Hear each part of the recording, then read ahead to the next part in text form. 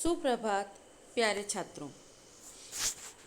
हिंदी की हमारी इस कक्षा में आज हम अपने ही वसंत का अगला तो नहीं, जो अध्याय हम पढ़ रहे थे जब सिनेमा ने बोलना सीखा, उसी के आगे का भाग हम पढ़ने जा रहे हैं।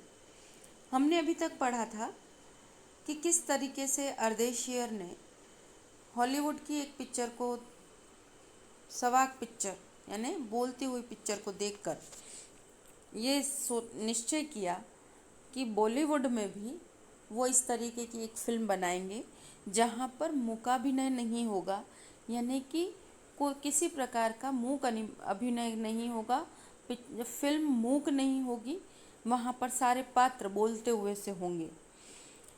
ऐसी फिल्म बनाने का उन्होंने सोचा और उन्होंने उस फिल्म को बनाया। और 1931 में 14 मार्च 1931 को उन्होंने उस फिल्म को रिलीज़ किया था, हमने पढ़ा था। और उस फिल्म को बनाने में उन्हें बहुत सी कठिनाइयों का सामना करना पड़ा था। कहीं तो उन्हें रात के अंधेरे में ही फिल्म का शूट करना पड़ता था, क्योंकि दिन को लाउड स्पीकर की वजह से आवाज़ बहुत होती थी।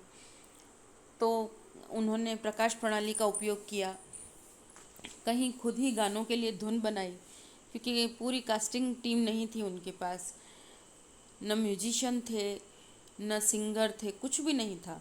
तो वो उनका एक पहला ऐसा काम था जो आज तक याद रखने लायक बात है। यानी आज फिल्मों का जो दौर है, आज जिस तरीके की फिल्मों को हम देख रहे हैं, उसके जनक अर्देशियर माने जा सकते हैं। जनक यानी पिता। तो आज जो फिल्में हैं उनके जो पिता हैं उनको, तो उसे हम अर्देशियर को मान सकते हैं। कारण कि बॉलीवुड में बोलती हुई पिक्चरों का जन्म अर्देशियर ने दिया था। बहुत सारी टेक्निकली परेशानियों को झेलने के बाद जब हीरो हीरोइन की बात आई, नायक नायिका की बात आई, तब भी उन्हें बहुत तकलीफ़ों का सामना करना पड़ा था। और उसका कारण ये था कि जो नायिका थी वे तो मुस्लिम तबके से थी, यानी उनकी भाषा में उर्दू अपने आप ही शामिल थी, मदर टंग थी। बट जो नायक थे वो विट्ठल थे, वो हिंदू तबके से थे, तो उनको इस भाषा का ज्ञान नहीं था। ये उनका कमज़ोर पॉइंट ही था कि उन्हें इस भाषा का ज्ञान नहीं था। तो और जो अर्देशियर थे उन्होंने अपनी फिल्म की जो संवाद लेखन की जो भाषा रखी थी वो हिंदी उर्दू मिक्स रखी थी। इस वजह से विट्ठल को अपने संवाद बोलने में तकलीफ़ आ रही थी। वो चाह कर भी इस तरीके की भाषा का प्रयोग नहीं कर पा रहे थे। तो उन्होंने जो अर्देशियर थे उन्होंने विट्ठल को इस फिल्म से बाहर कर दिया। उन्होंने उनकी जगह विट्ठल की जगह किसी और नायक को लेने की कोशिश की, लेकिन ये बात विट्ठल को पसंद नहीं आई, क्योंकि वो अपने ज़माने के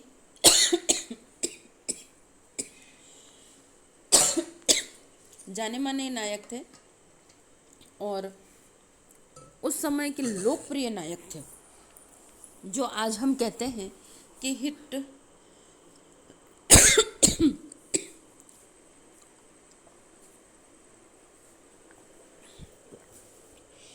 हिट कलाकार जिसको हम कहते हैं, जो इस समय चल रहे हैं, उन्हें कहते हैं हम। तो अब विट्ठल अपने समय के सबसे बड़े कलाकार माने गए थे, जो अपना पारिश्रमिक भी अपनी मनमर्जी से लेते थे। ऐसे नायक को कोई निर्माता निर्देशक फिल्म में मना कर दे, ऐसा नायक जो अपनी मुंह मांगी कीमत लेता हो, ऐसे नायक को अगर कोई निर्माता निर्देशक मना कर दे तो ये एक बहुत बड़ी बात हो जाती है, उसका ईगो हर्ट करने वाली बहुत बड़ी बात हो जाती है। तो विट्ठल ने इसे अपने ईगो पर लिया और उन्होंने तुरंत इसके लिए अपना एक मुकदमा दायर कर दिया और उस मुकदमे में विट्ठल की जीत भी हुई। सबसे बड़ी देखने वाली बात ये थी कि उस मुकदमे में विट्ठल की जीत भी हुई, इसलिए अर्देशियर को विट्ठल को ही नायक के रूप में लेना पड़ा था। और विट्ठल का जो केस था वो लड़ा था मोहम्मद अली जिन्ना ने। यहाँ तक हम पहले पढ़ चुके थे। अब इसके आगे का जो पाठ है वो हम अब पढ़ने जा रहे हैं।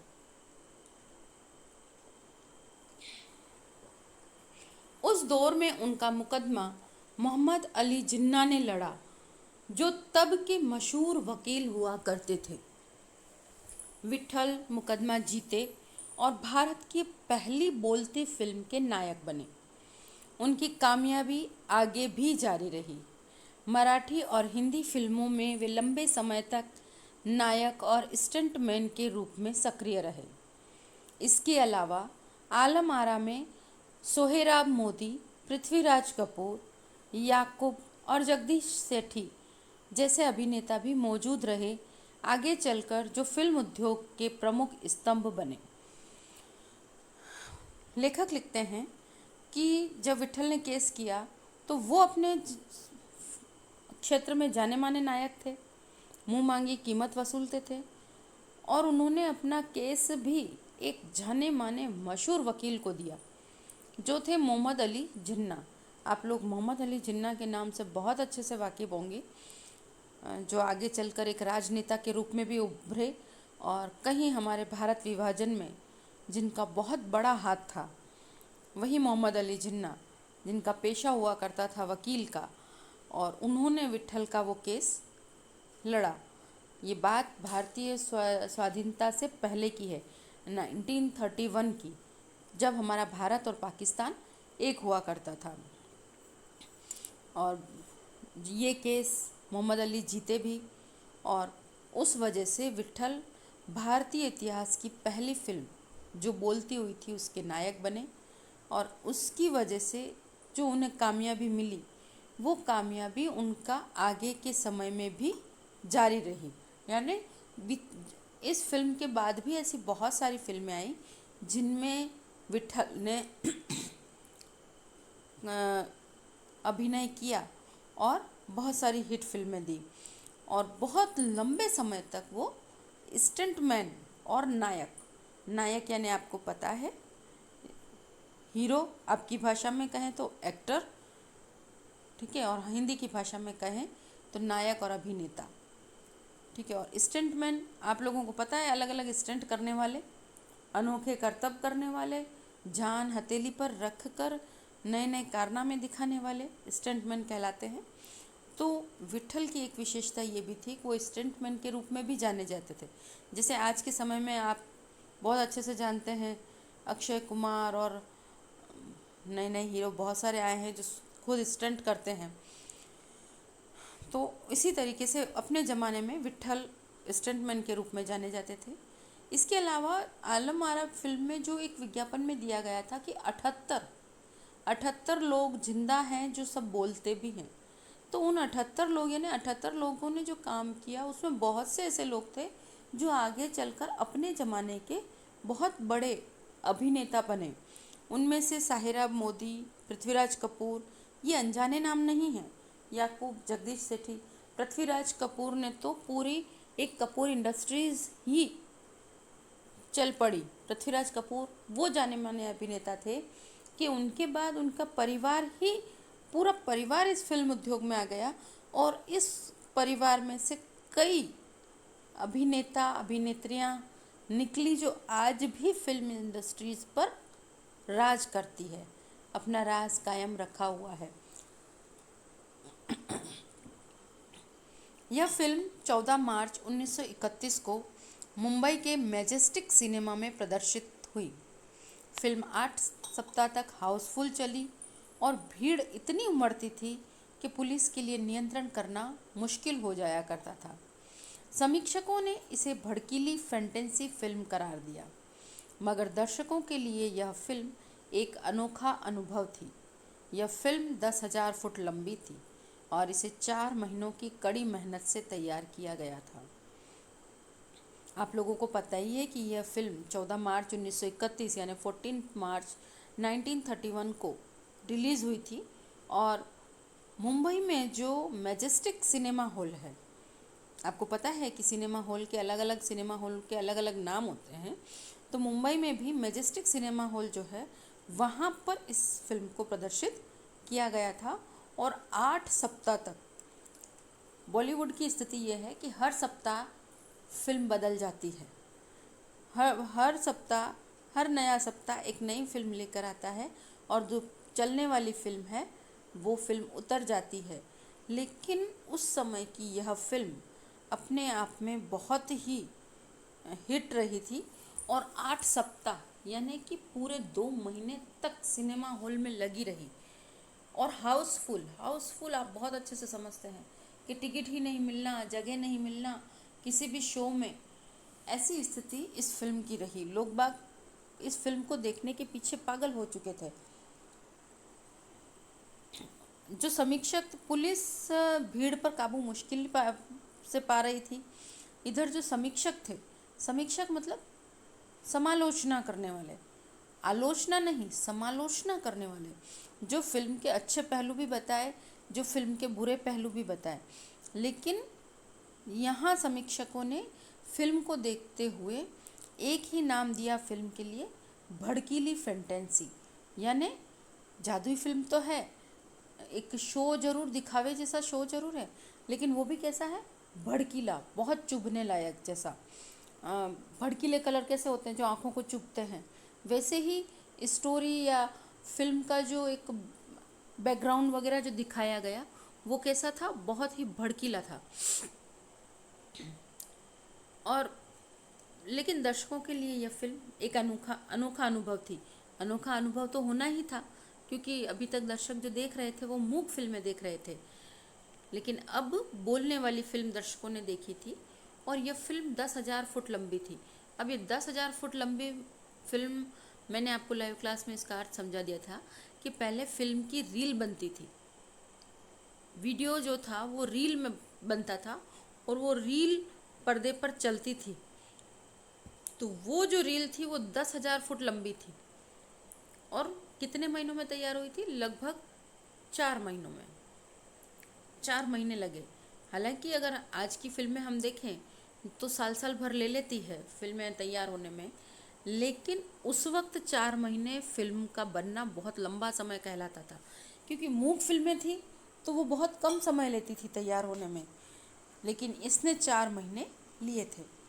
सवाक फिल्मों के लिए पौराणिक कथाओं, पारसी रंगमंच के नाटकों, अरबी प्रेम कथाओं को विषय के रूप में चुना गया। इसके अलावा कई सामाजिक विषयों वाली फिल्में भी बनी। ऐसी ही एक फिल्म थी खुदा की शान। इसमें एक किरदार महात्मा गांधी जैसा था। इसके कारण सवाक सिनेमा को ब्रिटिश प्रशासकों की तीखी नज़र का सामना करना पड़ा। अब हम बाहर आते हैं, आलम आरा के बाहर। अभी तक हमने आलम आरा के बारे में पूरा पढ़ा।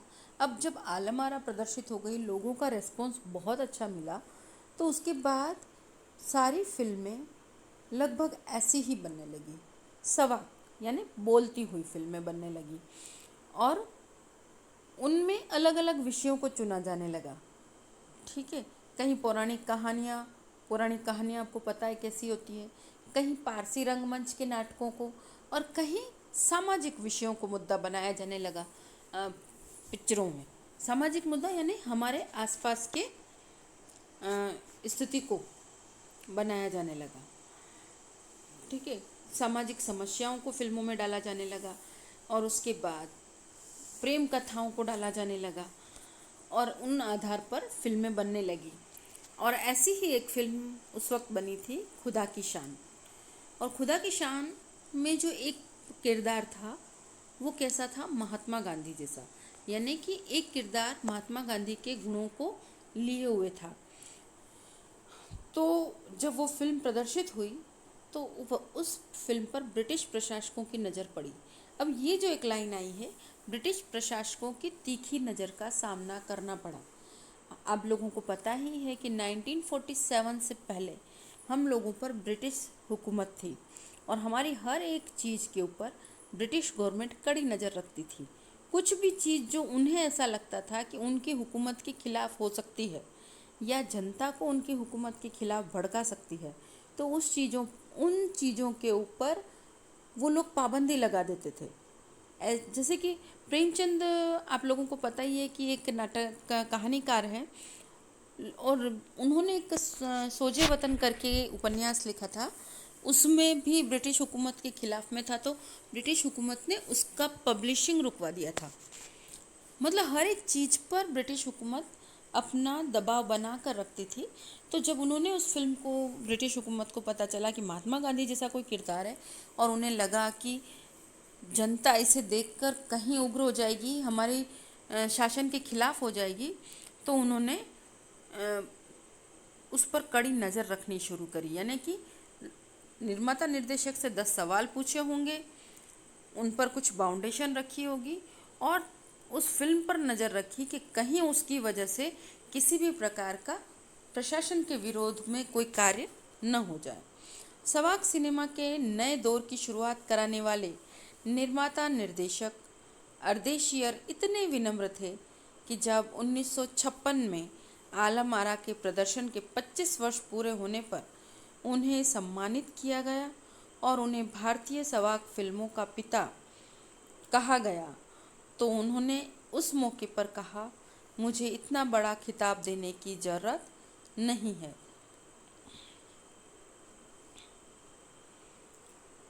जब सवाक फिल्मों को 25 साल पूरे हुए, तब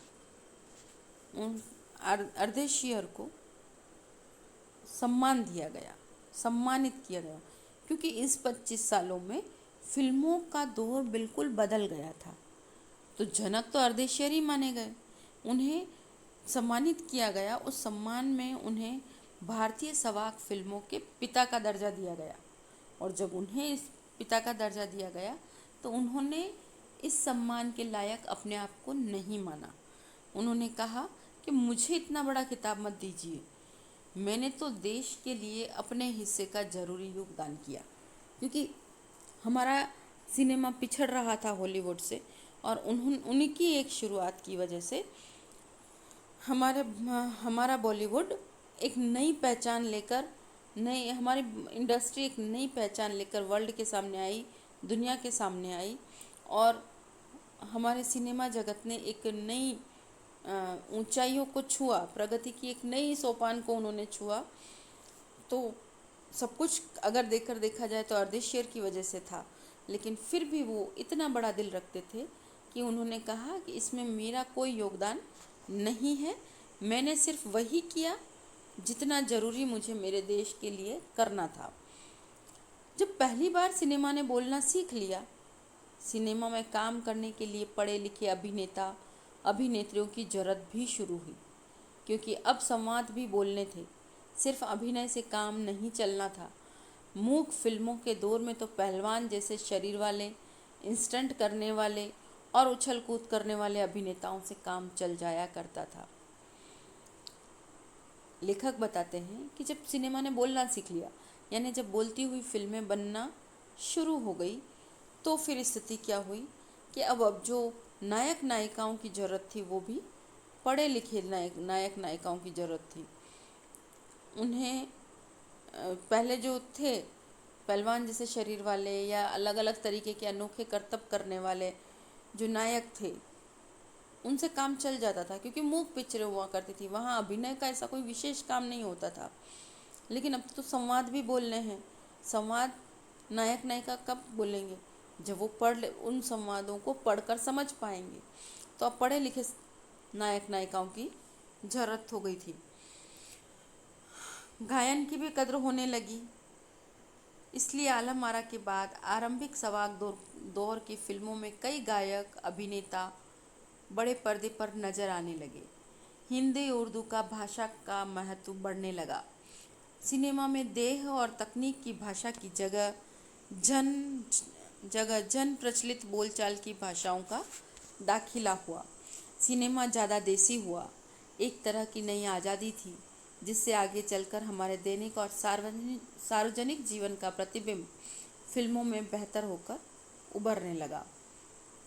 लेखक कहते हैं कि ये वो दौर था जब सवाक फिल्में बनने लगी, पढ़े लिखे नायक नायिकाओं की आवश्यकता पड़ने लगी, उन्हें लेने लगा, गायन का महत्व बढ़ने लगा, तो गायक और अभिनेताओं की डिमांड बढ़ने लगी और बड़े पर्दे पर बड़े बड़े और नए नए गायक कलाकार अभिनेता अभिनेत्रियां नज़र आने लगे।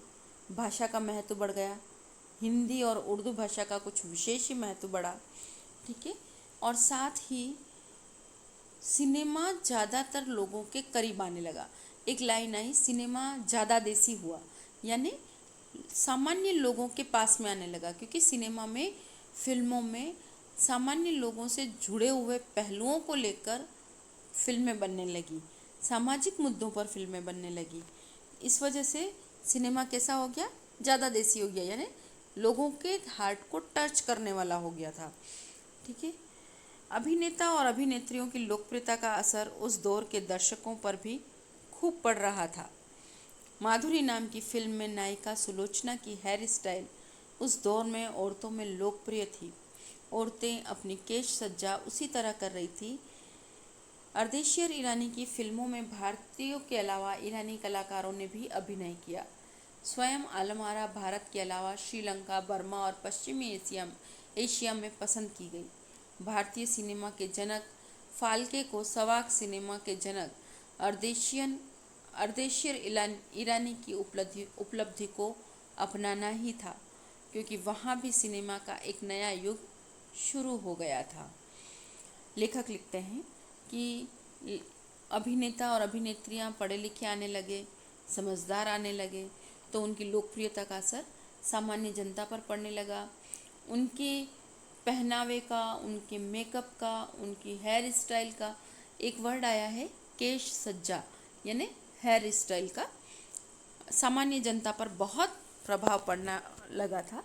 और इसी का उन्होंने एक एग्जाम्पल दिया है कि सुलोचना नाम की जो एक नायिका थी, उसकी केश सज्जा सामान्य महिलाएं जो थी वो अपनाने लगी, यानी जैसा नायक नायिका को फिल्मों में देखा जाता था वैसे ही सामान्य लोग हेयर स्टाइल, कपड़ों की स्टाइल उसको अपनाने लगे थे। ये चीज़ आज भी प्रचलित है, आप लोग भी आज फिल्मों में देख कर आते हो और स्थिति वही होती है कि वैसे ही कपड़े सिलवा लेते हो, वैसे ही कपड़े ले आते हो, वैसी ही हेयर स्टाइल बनाना शुरू कर देते हो। तो कहने का मतलब कि इन फिल्मों ने सामान्य जनता की मानसिकता पर भी अपना प्रभाव जमाया था। और दादा साहब फाल्के जो थे भारतीय सिनेमा के जनक दादा साहब फाल्के थे और सवाक सिनेमा के जनक अर्देशीर थे। दोनों अलग अलग चीज़ें हैं, दोनों अलग अलग शख्सियत हैं, अलग अलग व्यक्तित्व हैं। तो कहा यह जाता है कि जनक फाल्के भी, उनको भी अर्देशीर की इस उपलब्धि का लोहा मानना जरूरी था, अपनाना जरूरी था, क्योंकि अर्देशीर की इस उपलब्धि से दादा साहेब फाल्के की जो फिल्में हैं, फिल्म जगत था, उसे भी एक नए उस फिल्म जगत में भी एक नए युग की शुरुआत अर्देशीर की वजह से हुई थी। उम्मीद है आपको ये अध्याय अच्छे से समझ में आया होगा।